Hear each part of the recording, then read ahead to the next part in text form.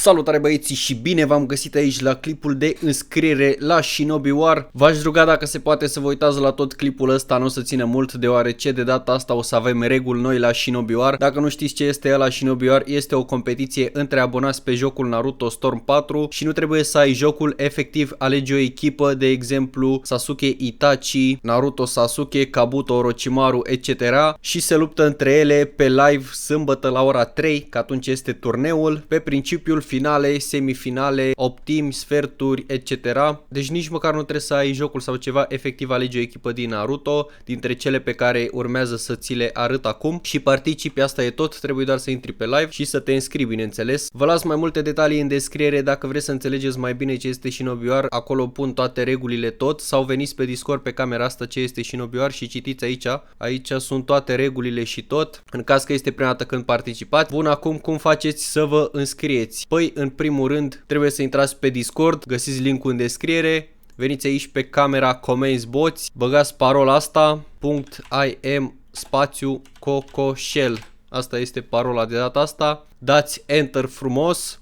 După care vă apar camerele astea două de sus, listă echipe și cameră înscrieri. De data asta avem Shinobi War pe echipe. Ce înseamnă asta? Nu alegeți un singur caracter, alegeți o echipă. Deci nu faceți voi echipele, alegeți o echipă deja făcută. Dintre astea 64 de echipe făcute de mine. Aveți de ales de aici Naruto Six Paths, Sasuke Six Paths, My Guy, Rock Lee, etc.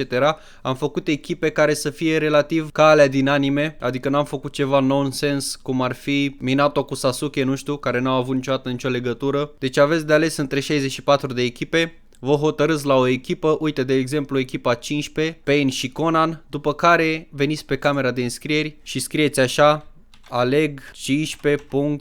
Pain și Conan. Vedeți cum am scris eu aici. Dați Enter și gata, sunteți înscriși, altceva nu aveți de făcut. Și după aia, la final de War, ne uităm cine a ales corect și primește gradul de câștigător Shinobi War pe Discord. Ăsta este premiul, un grad pe Discord. Dacă 10 persoane au ales echipa corectă, care a câștigat, toate 10 primesc gradul. Deci aveți voie să alegeți mai mulți aceeași echipă, atâta că aveți voie să vă înscrieți o singură dată, nu aveți voie să vă înscrieți de mai multe ori, că altfel nu vă mai iau în considerare și vă dau și bani pe server, nu știu cum să zic. Și aveți voie doar de pe un singur cont să vă înscrieți. Oricum totul e for fun. Uitați, băieții deja încearcă să ghicească parola, scriu aici I am Oiță, I am Jador, I am War, dar parola este I am Cocoșel. .im legat spațiu cocoșel. Nu uitați că turneul este sâmbătă la ora 3 pe live, deci activați-vă notificările să nu cumva să uitați să intrați. Sper că ați înțeles, dacă mai aveți întrebări puteți să le puneți aici în secțiunea de comentarii. Eu acum sunt la oră online, sunt aici cu profa și cu toată lumea, deci puteți să le lăsați acolo în comentarii. Cam atât, eu v-am pupat și ne auzim sâmbătă pe live, nu uitați să vă înscrieți, nebunilor!